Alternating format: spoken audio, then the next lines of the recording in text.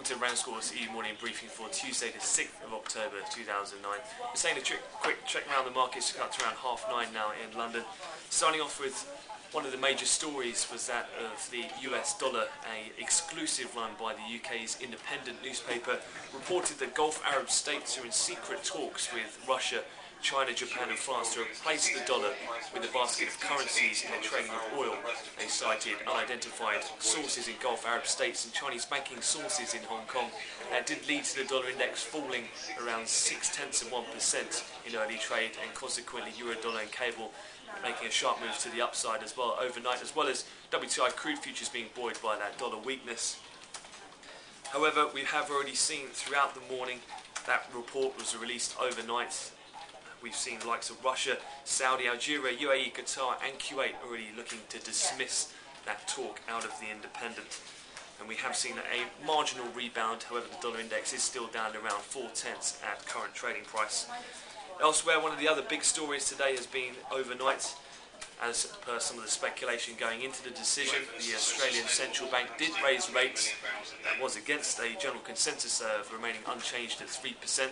Rates now at 3.25% in Australia. They also said it was prudent to gradually take back policy accommodation now that the worst danger for the economy has passed. Aussie dollar overnight touching a 14-month high and still trading Aussie stronger across the board. Elsewhere, commentary from the US aftermarket close from Fed member Dudley said that a tepid economic recovery should allow the US Federal Reserve to keep interest rates at rock bottom lows for a prolonged period. Because the US economy faces many headwinds, including anemic labour market and fragile banking system, Dudley also said inflation will not become a problem in the foreseeable future. Elsewhere, Fed's Fisher said the Fed is ready to exit, though appropriate time is not at the moment. Fisher added that pressure now is not on the inflationary side and a double-dip recession is not a likely scenario at the moment. Elsewhere, in geopolitical news ongoing, obviously with some of the relation talks with China from yesterday, North Korea, reportedly close to restoring the plant that supplies its nuclear bomb material, said it was ready to return to international negotiations on its weapons program, but first wanted talks with Washington. Take a look then in UK-related news.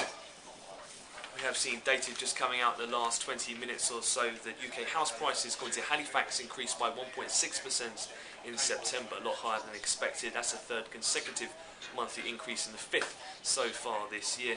The combination of increased demand and a low level of properties available for sale has pushed up house prices in recent months, according to Halifax. Separately to that, one of the major events obviously will be the Bank of England interest rate decision.